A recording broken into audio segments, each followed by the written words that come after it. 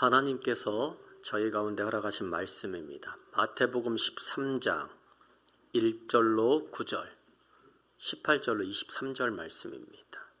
그날 예수께서 집에서 나가사 바닷가에 앉으심에 큰 무리가 그에게로 모여들거늘 예수께서 배에 오르사 앉으시고 온 무리는 해변에 서 있더니 예수께서 비유로 여러 가지를 그들에게 말씀하여 이르시되 씨를 뿌리는 자가 뿌리러 나가서 뿌릴새 덜어는 길가에 떨어짐에 새들이 와서 먹어버렸고 덜어는 흙이 얕은 돌밭에 떨어짐에 흙이 깊지 아니하므로 곧 싹이 나오나 해가 돋은 후에 타서 뿌리가 없으므로 말랐고 덜어는 가시떨기 위에 떨어짐에 가시가 자라서 기운을 막았고 덜어는 좋은 땅에 떨어짐에 어떤 것은 100배 어떤 것은 60배 어떤 것은 30배의 결실을 하였느니라.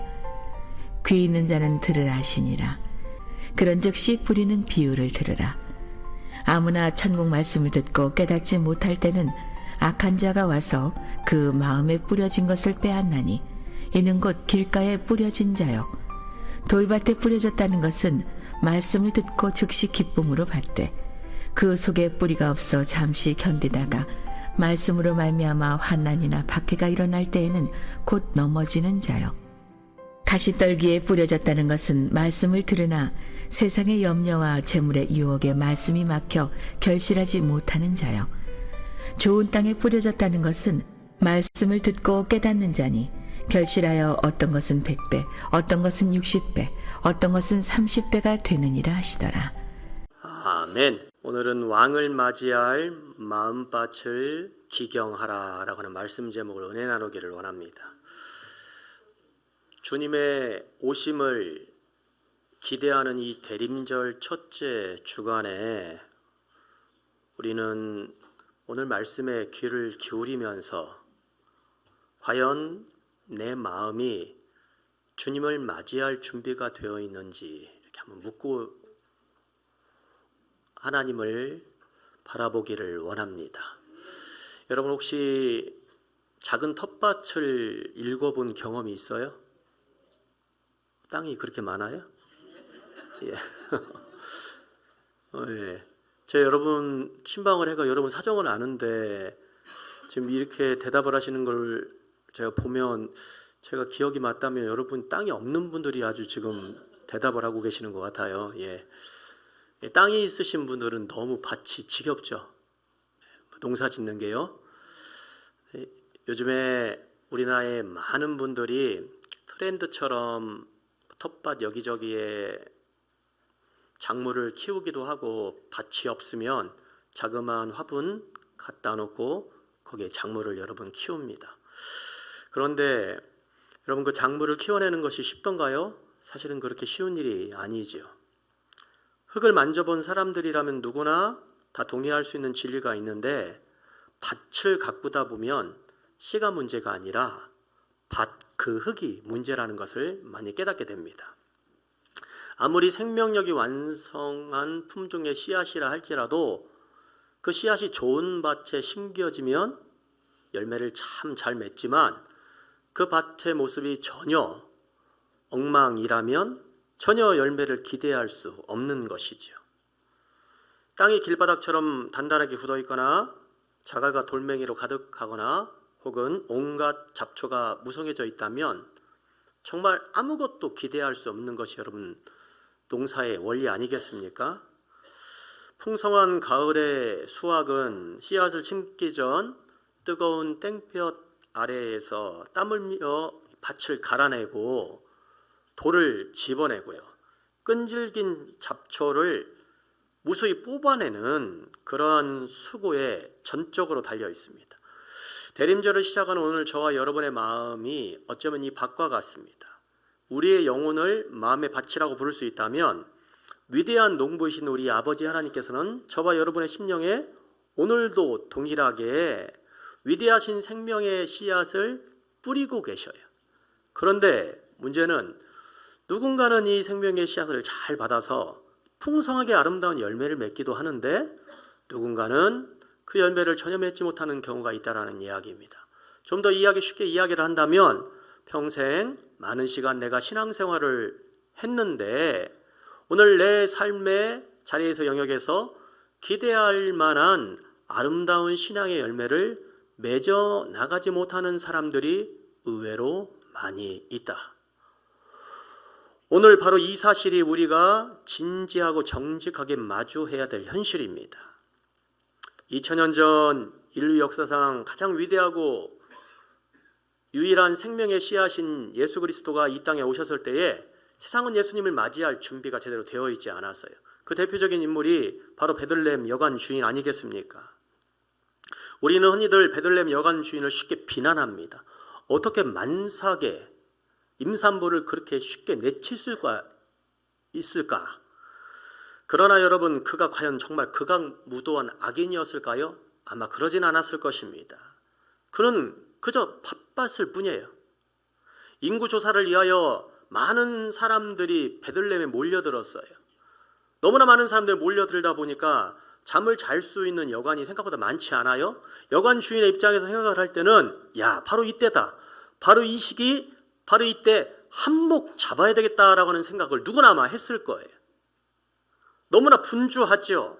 몰려든 손님들 때문에 방을 얼른 치워내야 되고요. 빨리빨리 다른 여관으로 가는 그 손님들을 붙잡아야만 됐어요.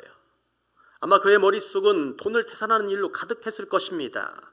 그의 마음밭은 이미 세상의 손님들, 분주한 일들, 그리고 돈의 계산 속에 가득 차 있었을 것입니다. 그의 행동의 이면에 스며 있는 이 마음의 동기는 과연 무엇일까요? 너무 먹고 사는 현실의 문제에 집중하다 보니까 내 삶의 공간과 시간의 주인이 하나님이 아니라 나라고 하는 생각이 아마 가득 차 있었을 것입니다. 여러분, 그렇게 사는 것 그의 자유이니까 어쩔 수 없지 않습니까? 그러나 문제는 그렇게 인생을 살아가다 보면 바로 내 앞에, 바로 그 여관 주인 앞에 생명의 주 하나님, 그 엄청난 분이 나에게 찾아오신 그 위대한 사건이 오늘 나에게 일어나고 있음에도 불구하고 그 사실을 전혀 깨닫지 못한다라는 거예요. 너무 바쁘게 분주하게 살아간다면 여러분, 오늘 내 삶에서 하나님의 생명의 씨앗을 알아보지 못하고 무심하게 문을 닫아버리는 비극의 주인공이 오늘 내가 될 수 있다는 겁니다. 오늘 2000년의 시간이 흐른 바로 지금 주님은 저와 여러분에게 동일하게 묻고 계세요. 너의 마음은 지금 무엇으로 가득 차 있는가? 너의 마음밭은 어떠한가? 사랑하는 내 아들아 딸아, 내가 정말 너의 마음밭에 들어갈 준비가 되어 있는가? 너의 자리는 그러한 공간이 있는가? 주님은 묻고 계세요. 오늘 예수님께서 직접 이 말씀하신 씨 뿌리는 자의 비유는 이 치열한 질문에 대하여 정확한 진단과 답을 내리고 있습니다. 말씀을 통하여서 오늘 우리의 마음밭을 붙잡고 가로막고 있는 장애물의 실체가 무엇인지를 깨닫기를 원합니다. 그래서 이 마음밭을 기경하여서 좋은 땅으로 준비를 하여서 대림절 이때에 오시는 우리 주님 예수 그리스도 그 왕을 맞이할 준비가 되시는 그 은혜의 길이 열려지게 되기를 주님의 이름으로 축원합니다. 첫째로 같이 한번 해보겠습니다. 길가.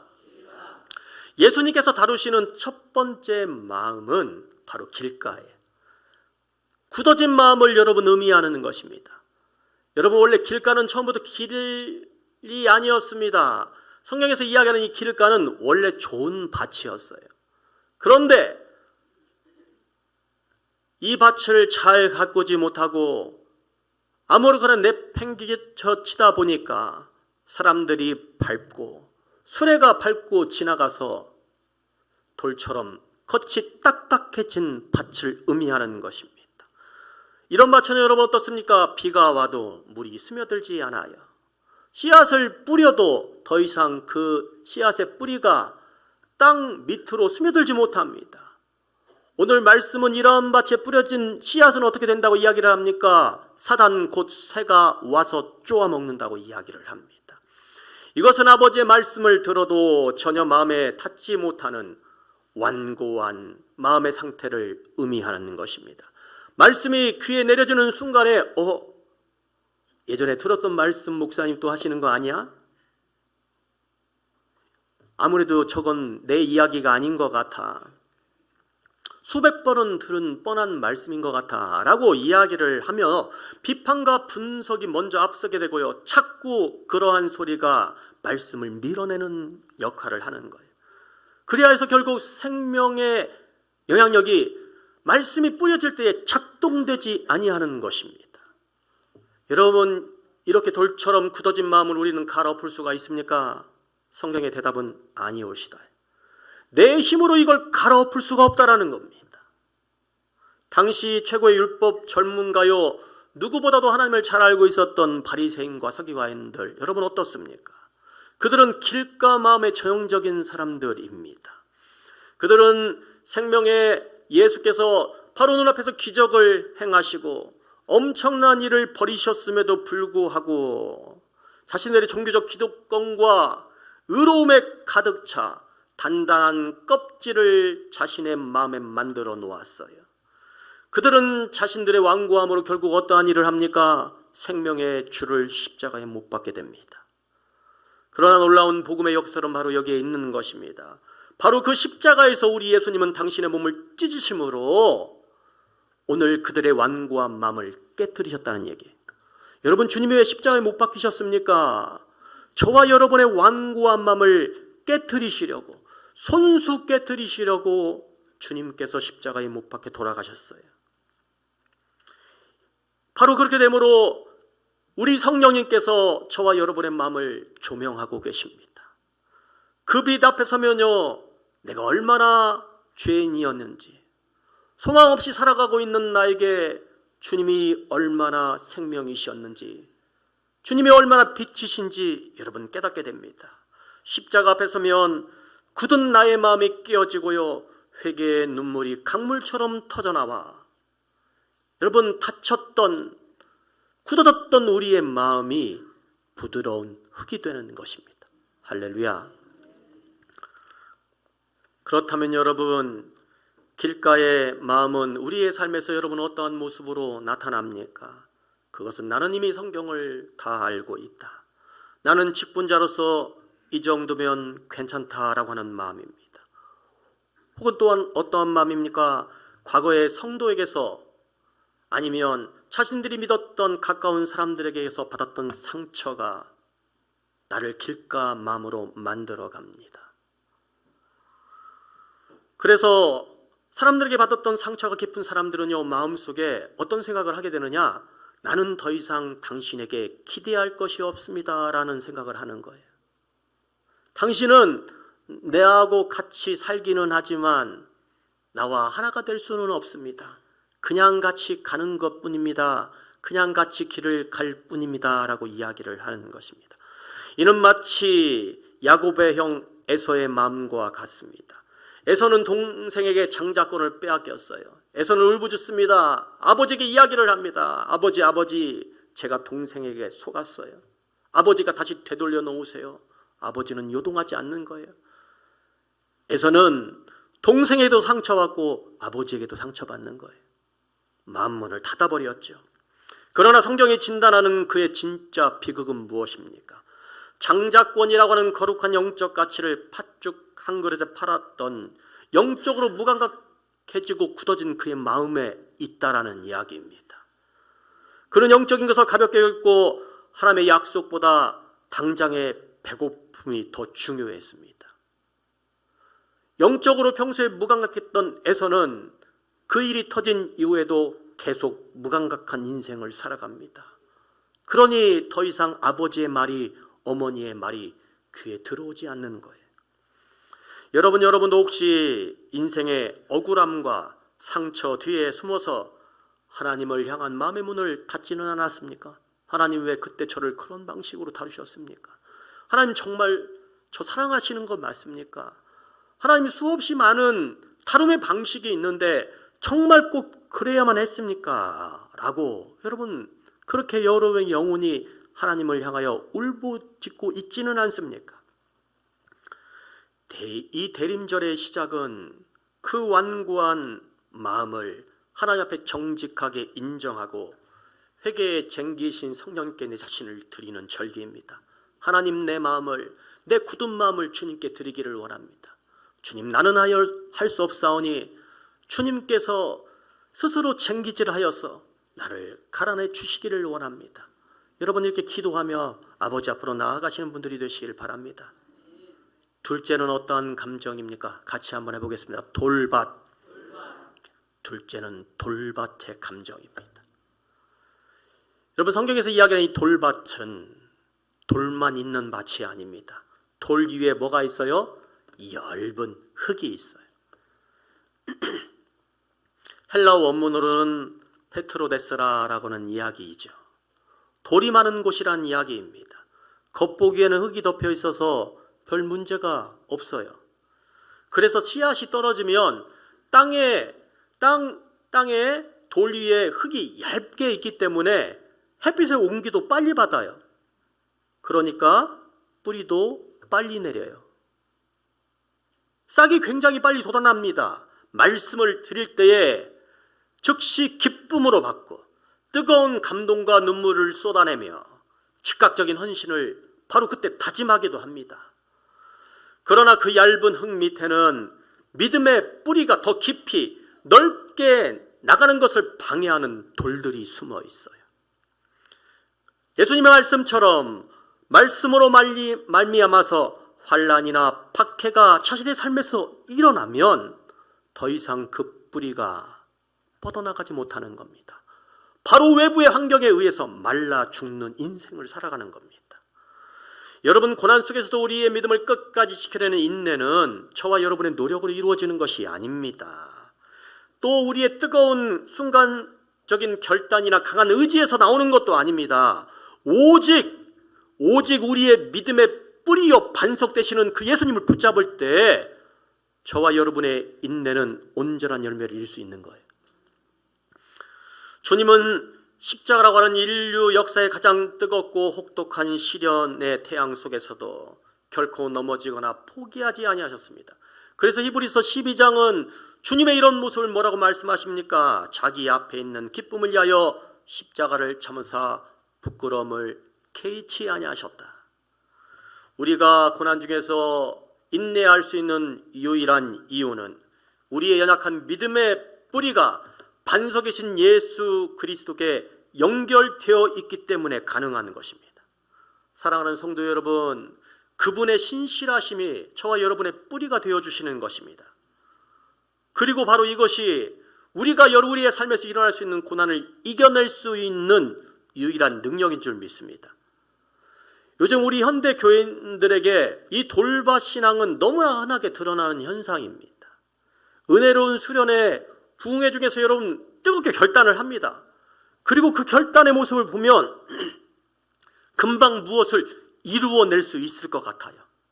그러나 다시 자신의 일상의 삶으로 돌아옵니다. 자녀의 문제로 스트레스를 받죠. 경제적인 문제로 스트레스를 받죠. 아니면 삶의 관계들 속에서 어려움을 당하게 됩니다. 그러면 이렇게 이야기를 하는 것이에요. 기도해도 소용이 없네. 하나님은 나를 사랑하지 않나. 이렇게 생각을 하면서 너무나도 쉽게 믿음을 포기해 버립니다. 왜 이런 현상이 반복됩니까? 저와 여러분의 마음밭 이변에 돌들이 있다라는 겁니다. 오늘 특별히 우리가 설교에서 다룰 수 있는 이 돌들, 많은 돌들이 있지만 편안함과 상황이 주는 극심한 돌멩이를 생각해 보고자 합니다. 편안함. 여러분, 다윗과 사울 이야기를 우리가 할 때에 현상과 상황은 틀리지만 본질상 이 둘의 마음에 돌덩이들이 있었어요. 그래서 사울과 다윗의 시험과 유혹, 그리고 이들의 죄성은 본질상 같은 거라는 거예요. 다윗의 이야기를 한번 해볼게요, 여러분. 하나님의 사랑을 많이 받았던 이 다윗이 그럼 어떠한 삶을 살았습니까? 그가 밧세바와 통간을 저질렀어요. 그런데 이 사건을 결과론적으로 바라보기 이전에 오늘 다윗이 밧세바 통간을 저지르기 이전에 왜 그가 지붕 위를 거닐고 있었느냐는 얘기예요. 말씀 한번 볼까요? 있습니다. 그 해가 돌아와 왕들이 출전할 때가 되매 다윗이 요압과 그에게 있는 그의 부하들과 온 이스라엘 군대를 보내니 그들이 암몬 자손을 멸하고 랍바를 에워쌌고 다윗은 예루살렘에 그대로 있더라. 저녁 때에 다윗이 일어나 왕궁 옥상에서 거닐다가 그곳에서 보니 한 여인이 목욕을 하는데 심히 아름다워 보이는지라. 아멘. 1절 보여주세요. 그 해가 돌아와. 어떤 해? 왕이 출전할 때예요. 그런데 다윗은 뭐라고요? 예루살렘에 그대로 있더라. 왕이 출전해야 되는 게 원칙이라는 거예요. 같이 출전해서 이들과 눈물의 기도의 제목을 섞고 주님 앞에 동일하게 무릎을 꿇고 왕과 백성이 따로 가는 것이 아니라 함께 가는 것이죠. 그런데 오늘 다윗이 뭐라고요? 출전할 때에 자신들의 부하만 내보내고 자신은 어디에 있었어요? 예루살렘 왕궁에 있었다라는 거예요. 다윗은 자신의 사명을 포기하고 왕궁에 있는 편안함을 선택한 것입니다. 이 편안함이 다윗으로 하여금 밧세바와의 통관으로 그를 죄의 나락으로 이끌었던 거예요, 여러분. 여러분, 우리가 왜 편하면 안 되는지 알겠어요, 이제? 여러분, 하나님 앞에 사명과 사역이 눈앞에 있어요. 그런데 여러분, 주님께서 맡기신 그 사명을 여러분 모른 채 하며 편안함으로 도망을 치는 인생이 되지 않기를 주님의 이름으로 축원합니다. 그러면 나도 모르는 사이에 여러분 다윗처럼 되는 거예요. 그들과 함께 나가 사명의 자리에서 무릎 꿇고 목숨을 걸고 싸워야 되는데 나도 모르게 왕궁 지붕 위에 올라가 이리저리 패회하는 인생을 살게 되는 겁니다. 이스라엘의 초대 왕이었던 사울은 어떠한 삶을 살아갑니까? 그는 처음에는 굉장히 겸손했던 왕으로 표현됩니다. 성경은 그를 굉장히 칭찬했죠. 그러나 왕이 된 이후에 블레셋과의 전쟁이라고 하는 이 뜨거운 햇볕이 그를 눌러 덮습니다. 그는 더 이상 사무엘을 기다리지 못하고 백성들이 흩어지는 것에 대한 이 두려움, 세상이 주는 두려움 때문에 하나님께서 금하신 번제를 그가 드렸다라고 하는 이야기입니다. 그의 행동의 뿌리에는 하나님을 더 신뢰하는 마음보다 사람을 의지하는 마음이 있었다는 거예요. 사람을 의지하였으므로 사람이 흩어지니까 두려움이 그를 엄습하는 겁니다. 이 돌멩이가 그의 믿음의 뿌리를 흔들어 버리는 거예요, 여러분. 결국 그는 하나님께 버림받는 최후를 살게 되었습니다. 여러분, 이 대림절은요, 우리들의 마음속에 숨겨진 이 편안함, 두려움이라고 하는 돌멩이를 걷어내는 겁니다. 물론 우리의 마음속에 돌멩이가 있었기 때문에 그것을 걷어내면, 여러분, 돌멩이를 걷어내면 흔적이 남잖아요. 그렇기 때문에 우리는 두려워서 감히 그 돌멩이를 걷어내지 못하는 거예요. 왜? 흔적이 남을까 봐. 그러나 여러분, 그 흔적 깊숙한 곳에 아버지의 말씀의 은혜의 뿌리를 내릴 수 있는 흙이 있다는 사실을 잊지 마시길 바랍니다. 그래서 그 돌을 걷어내셔야 돼요. 세 번째는 어떤 마음입니까? 같이 한번 해보겠습니다. 가시밭길. 가시밭길의 마음이에요, 여러분. 예수님께서 지적하신 이 가시밭길, 이 밭은요, 앞선 두 밭보다 훨씬 더 희망적으로 보입니다. 왜냐하면 씨앗이 튕겨나가지도 않았어요. 그리고 씨앗이 뿌리를 내렸고요, 어느 정도 자라기까지 하였습니다. 겉으로 볼 때는 신앙생활에 아무런 문제가 없는 사람들을 의미하는 것이죠. 주일 성수도 잘하고요, 11조도 잘하고요, 봉사도 잘합니다. 그런데 결정적인 문제가 이 밭에 있는 거예요. 좋은 씨와 함께 강력한 생명력이 강한 공격적인 가시떨기가 함께 자라고 있다는 겁니다. 결국 이 가시떨기들이 햇빛과 수분의 양분을 빨아먹는다는 거예요. 성경에서 이야기하는 이 가시떨기, 헬라어 원어로 심프니고 숨 막히게 하다라는 거예요. 가시떨기가 함께 자라면 여러분, 아버지의 은혜로 온전하게 자라고 있는 나의 신앙, 아름다운 열매와 뿌리가 숨이 막혀버리는 거예요. 숨이 막히면 어떻게 됩니까? 결국 어떻게 돼요? 죽게 되는 거예요. 우리의 목적은 그리스도의 장성한 분량까지 나아가는 거예요. 여러분, 80까지 자랐다가 죽어버리면 아무런 소용이 없어요. 90까지 자라도 죽어버리면 아무런 소용이 없어요.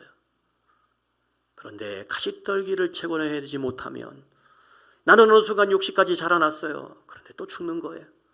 80까지 자라났어요. 또 죽는 거예요.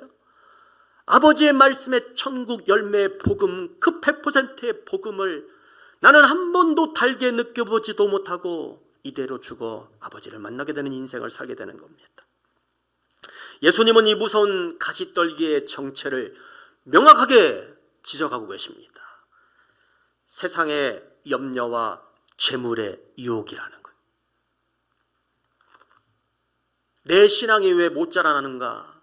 왜 내 신앙이 가시떨기에 막혀서 내가 자라나다가도 열매를 제대로 맺지 못하는가? 재물의 유혹이 나를 붙잡고 있기 때문에, 세상의 염려가 나를 붙잡고 있기 때문이죠. 특별히 마태복음 4장에 기록된 광야 시험을 여러분 다시 한번 떠올리길 바랍니다. 40일을 굶주리신 예수님께 사단은 인류가 빠지기 쉬운 가시떨기를 통하여서 예수님을 시험합니다. 어떤 시험입니까? 뭐라고요? 돌로 떡을 만들어 먹어라. 이게 무슨 시험이라고요? 경제적 염려의 가시입니다. 둘째는 어떤 시험입니까? 성정 꼭대기에서 뛰어내리라. 이건 뭐라고요? 사람들의 인정과 인기에 대한 욕망의 가시가 있어요. 사람들의 인정받으면 좋잖아요. 그 말은 무슨 말입니까, 여러분? 사람들에게 무시받으면 기분 좋아요, 나빠요? 여러분, 제가 여러분 이제 앞으로 무시해도 돼요? 네. 사람은 무시당하면 여러분 기분 나빠요. 무시당하면 사람이 그 화 때문에 사람을 죽일 수도 있다는 거예요. 우리 현대사회에서 현대인들이 왜 그렇게 여러분 공격적입니까? 무엇 때문에? 내가 무시당했다고 생각을 하기 때문에 그러는 거예요. 인정받고 싶은 욕망이 저와 여러분 가운데 숨어 있어요. 세 번째는 뭡니까? 내게 엎드리면 천하 만국을 주겠다. 이것은 뭡니까? 재물과 권력에 대한 유혹의 가시예요. 힘을 소유하고 싶다라는 거예요. 재물을 갖더라도 가능하면 많이, 권력을 갖더라도 가능하면 많이 갖고 싶은 거지요. 그런데 우리 예수님께서는 이 모든 유혹을 뭘로 물리치셨습니까? 아버지의 말씀으로, 어디에서 나오는? 하나님의 입에서 나오는 아버지의 말씀으로 단호하게 물리치셨어요. 이 모든 유혹의 가시들을 예수님이 꺾어내셨다는 겁니다. 주님의 완전한 승리가 있었기 때문에 저와 여러분이 주님 안에 거하면 이 완전한 가시덤불에서 여러분 해방될 수 있는 겁니다. 여러분, 역사상 가장 지혜로웠던 왕이 있었어요. 누구입니까? 솔로몬 왕이지 않았습니까? 그런데 여러분, 솔로몬 왕의 인생의 말년은 어떠했습니까? 비참한 그 자체였어요. 왜 그렇습니까? 그가 인생을 살아가면서 왕의 말년에 편함에 빠져서 재물의 유혹을, 재물의 가시를 떨어내지 못하고 재물을 모으기 시작하는 거예요. 솔로몬 왕은 여러분 굉장히 여러분 결혼을 많이 했습니다. 이방 여자를 굉장히 자신의 아내로 맞아들였어요. 그가 여자를 좋아했던 사람이었기 때문이 아니었습니다. 많은 여자들과 결혼을 해, 많은 나라의 공주들과 결혼을 해야 다른 나라들과 뭘 맺어요? 동맹을 맺기 때문에 자신의 나라가 안전하다고 생각을 했던 거예요. 세상 염려의 가시가 그 안에 있었다라는 이야기죠. 재물과 염려를 떨쳐내지 못하고 자신의 마음에서 가시처럼 자라나게 두었기 때문에 솔로몬의 말년이 그렇게 비참했던 거예요. 결국 우상 숭배의 배도의 길을 걷게 됩니다.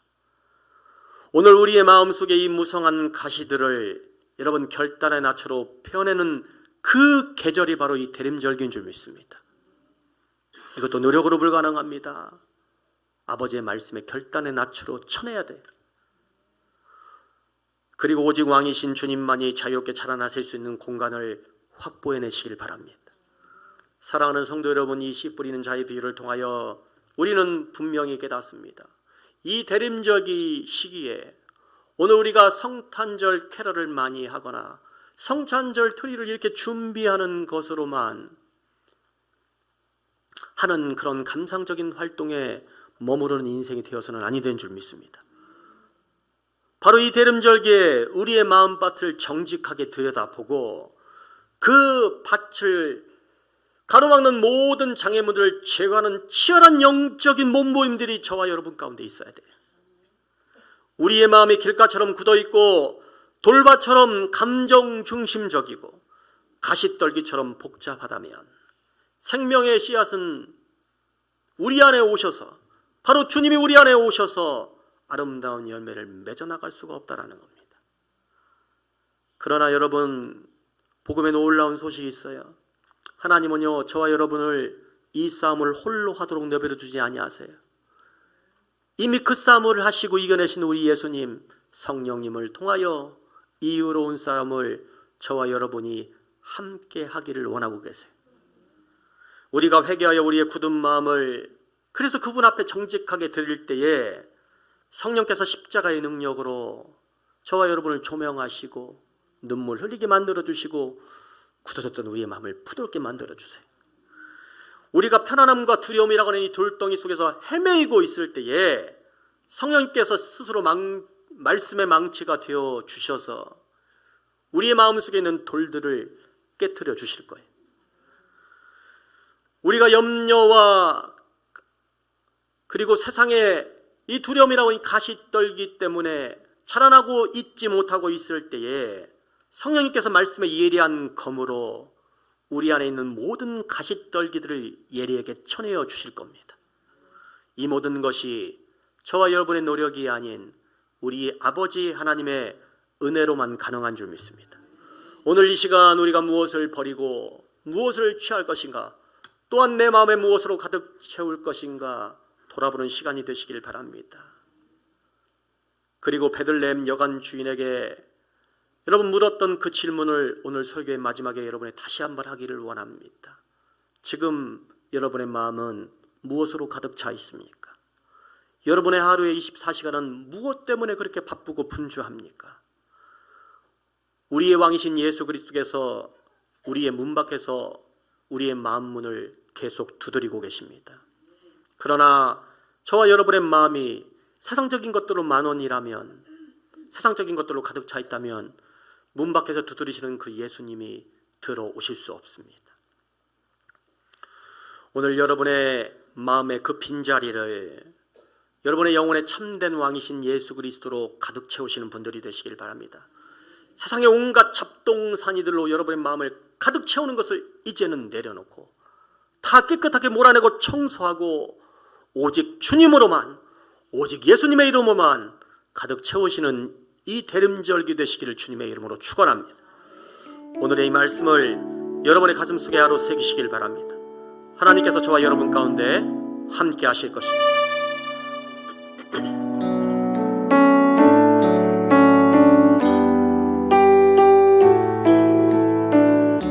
찬양의 열기, 찬양의 열기 모두 끝나면 주 앞에 나와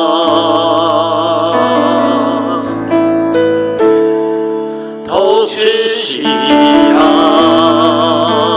예배 드리네 주님을 향한 노래 이상의 노래 내 맘 깊은 곳에 주께서 원하신 것 화려한 음악보다 뜻없는 열정보다 중심을 원하시죠. 주님께 드린 마음의 예배 주님을 위한 주님을 향한 노래 중심을 내려놓고 하나 돌아와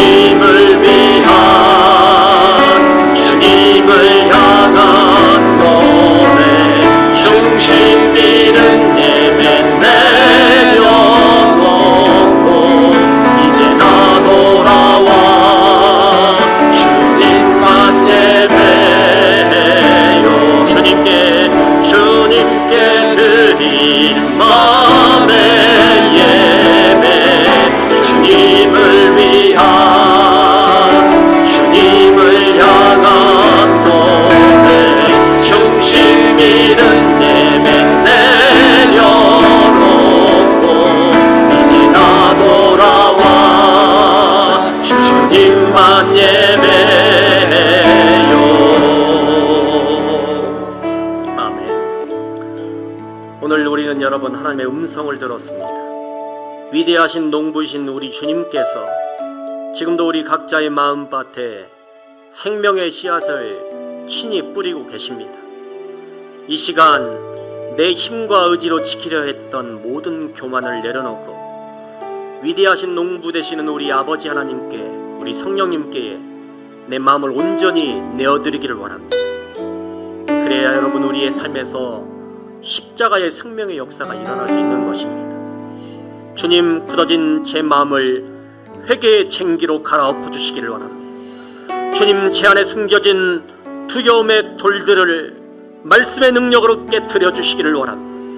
세상의 염려와 가시떨기들을 아버지 하나님 성령의 불로 태워 주시옵소서. 주님, 한번 간절히 함께 기도합니다. 주여, 우리 아버지 하나님, 우리의 심령 속에 있는 모든 교만들을 예수님의 이름으로 이 시간 부드럽게 만들어 주시기를 원합니다. 아버지 하나님, 더 이상 주님 앞으로 나아가지 못하게 하는 오늘 우리의 심령에 많은 돌들이 있습니다. 이 두려움 아버지 하나님이시여, 이 편안함 아버지 하나님이시여, 말씀의 반성으로, 말씀의 망치로 깨트려 주시기를 원합니다. 세상의 염려로 말미암아 오늘 내 마음의 중심을 빼앗겼습니까? 예수님, 오늘 우리 가운데 신이 찾아가시고 임재하여 주시어서 이 모든 가시떨기들을 말씀의 낯으로 친히 피워내어 주시기를 원합니다. 주님 앞에 서기를 원합니다. 성령님, 나의 힘과 은혜를 쌉싸우니 주님 찾아가시고 친히 함께 하시고 주여보아 주시옵소서. 내 자신을 있는 그의 마음을 배울려드리기를 원합니다. 회개하고 오늘 이 시간 내 마음을 무릎 꿇기를 원합니다. 하나님 함께 하시고 주님과 동행하는 인생 살 수 있도록 역사하여 주시기를 원합니다. 우리 아버지 하나님, 오늘 이 시간 주님의 말씀을 붙잡고 내 안에 있는 완고함과 두려움과 우리 아버지 하나님 마땅히 떨어내야 될 세상의 염려와 근심의 가시떨기들을 예수님 앞에 내려놓기를 원합니다. 우리 아버지 하나님, 인생을 살아가며 그 어떤 세상 풍파 속에서도 흔들리지 아니하며 항상 우리의 시선 중심이 예수 그리스도를 향하는 이 계림절기 될 수 있도록 역사하여 주시기를 원합니다. 세상의 분주함과 욕심에 아버지 하나님 나의 마음을 빼앗기지 아니하도록 친히 우리의 심령을 주께서 강하게 붙잡아 주시고, 하나님 쓰레기 더미 속에서도 주님 진정 주목하시는 신앙의 참된 진주, 거룩한 아버지의 사람 되어지기를 주여 간절히 소원합니다. 예수님의 이름으로 기도하옵나이다. 아멘.